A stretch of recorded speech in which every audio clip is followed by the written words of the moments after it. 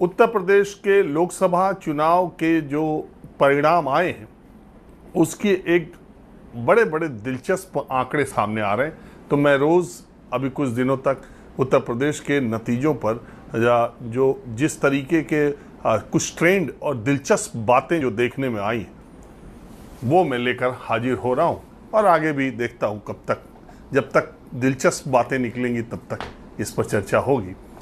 आज एक ऐसे ही मैंने देखा, दिमाग में ख्याल आया तो मुझे लगा कि ये बात आप तक पहुंचानी चाहिए। शायद आप तक न पहुंची हो, किसी भी यूट्यूब प्लेटफॉर्म के जरिए, सोशल मीडिया, हो सकता पहुंची भी हो, लेकिन फिर भी दिलचस्प आंकड़ा ये आया है कि उत्तर प्रदेश ने भारतीय जनता पार्टी की वॉशिंग मशीन को वहाँ पर रिजेक्ट कर दिया।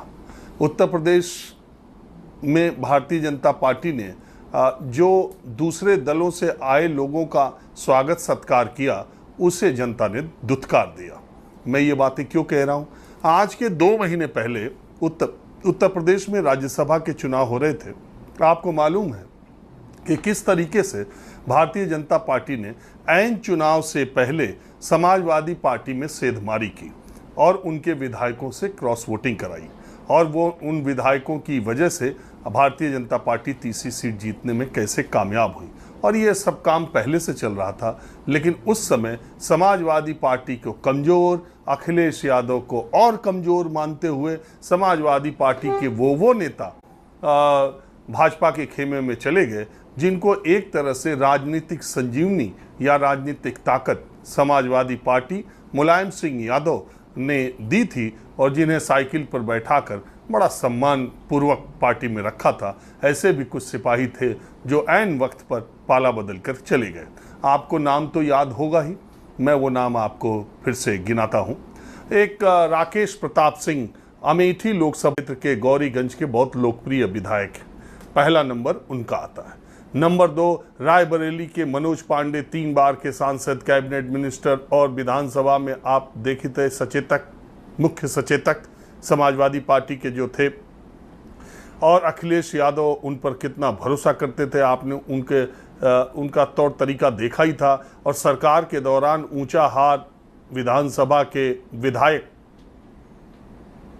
मनोज पांडे का क्या जलवा था ये किसी से छुपा नहीं है, समाजवादी पार्टी समेत सरकार में और विधानसभा में।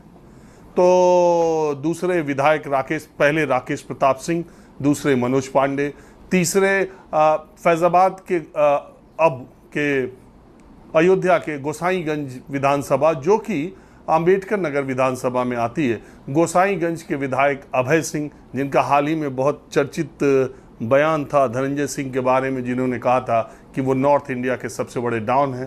तो अभय सिंह भी उनके ऊपर भी तमाम आपराधिक मुकदमे हैं और 2022 के चुनाव के समय योगी सरकार ने उन्हें गिरफ्तार भी किया था चुनाव से पहले। उनके ऊपर भी कई मुकदमे हैं, बाहुबली की उनकी भी छवि है। तो तीसरे अभय सिंह, चौथे आशुतोष मौर्य जो कि बदायूं के हैं, बिसौली उनकी विधानसभा क्षेत्र है, और 5वें विनोद चतुर्वेदी जो कि जालौन जिले से आते हैं। छठी पूजा पाल जो कि कौशाम्बी के चायल विधानसभा से आती हैं, और 7वें पांडे जलालपुर के जो कि अंबेडकर नगर की जलालपुर से आते हैं, और महराजी देवी जो इन चुनाव में अमेठी से, उनकी गायत्री प्रजापति की पत्नी हैं और अमेठी से विधायक हैं, वो इन चुनाव में स्मृति ईरानी के पक्ष में खुलकर उनके परिवार के लोगों ने समर्थन किया था। तो ये कुल मिलाकर के 8 बागी होते हैं विधायकों ने, जिन्होंने 2 महीने पहले, अभी 3 महीने पहले राज्यसभा चुनाव में क्रॉस वोटिंग की थी। अब ये विधायक सुनने में आ रहा है कि अखिलेश यादव से संपर्क साध रहे हैं। लेकिन आप देखिए, सबसे पहली बात तो ये है कि अंबेडकर नगर लोकसभा सीट में ही अभय सिंह और राकेश पांडे की विधानसभा आती है। राकेश पांडे की विधानसभा आती है, रितेश पांडे वहाँ से बीएसपी के उम्मीदवार थे, इस बार बीएसपी के सांसद थे, इस बार बीजेपी के उम्मीदवार थे। इन दोनों विधायकों के पाला बदलने के बाद रितेश पांडे ने भी पाला बदला, उन्हीं के परिवार के हैं, और बीजेपी में चले गए। नतीजा क्या हुआ? दो दो विधायक एक ही लोकसभा में पाला बदले थे। समाजवादी पार्टी को उन्होंने बगावत की थी, जनता ने उन्हें दुत्कार दिया। नतीजा ये हुआ कि अंबेडकर नगर की सीट भारतीय जनता पार्टी हार गई। और इसी तरह से अगर आप देखें, मनोज पांडे जो कि ऊंचा हार रायबरेली के विधायक थे, रायबरेली की सीट तो खैर कांग्रेस के पास थी ही, लेकिन कांग्रेस पार्टी ऊंचा हार से पिछली बार भी थी और रायबरेली इस बार भी जीत गई। लेकिन जनता ने एक तरीके से मनोज पांडे के पाला बदलने की वजह से या जिस भी कारण से मनोज पांडे की अपने ही विधानसभा में इतनी बुरी गति की कि वहां से पिछली बार सोनिया गांधी कम लीड से थी, इस बार राहुल गांधी को सिर्फ ऊंचा हार विधानसभा सीट से 81,000 की लीड सिर्फ एक विधानसभा से मिली, वो भी ऊंचा हार से मिली। संकेत साफ है। मनोज पांडे ने जिस तरह का काम किया, ऐन वक्त पर उन्होंने जैसे पाला बदला, जनता ने मिजाज लोकसभा चुनाव में दिखा दिया कि इस फैसले के साथ जनता खड़ी है, नहीं है।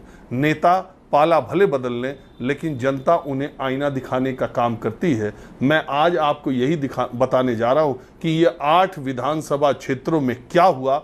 लोकसभा की तो बात ही छोड़ दीजिए, ये 8 के 8 जिन्होंने पाला बदला था, वो सारी की सारी सीटें विपक्ष ने जीत ली। यानी सत्ता पक्ष बीजेपी के खिलाफ कांग्रेस 2 सीट कांग्रेस और बाकी सपा ने जीत ली। और जबकि पहले सब भारतीय जनता पार्टी, अगर आप देखें, रायबरेली कांग्रेस के पास थी और अंबेडकर नगर सपा के पास थी। बाकी सारी सीटें अगर आप देखें, अमेठी, जालौन, कौशाम्बी, ये सब सीटें जो थी, बदायूं, ये सब सीटें भाजपा के पास थीं। लेकिन इन विधायकों के पाला बदलने के बाद ये सारी की सारी सीटें चली गई विपक्षी गठबंधन यानी इंडिया गठबंधन में। तो अब एक एक कर मैं आपको बताता हूं कि जो अपने क्षेत्र के लोकप्रिय विधायक थे, लोकसभा तो चली ही गई, उनकी विधानसभा में जनता ने उनको किस तरह से तमाचा मारा है और पाला बदलने की और वॉशिंग मशीन में धूल के बाहर आने को कैसा समझा है जनता ने, आप एक एक कर देख लीजिए।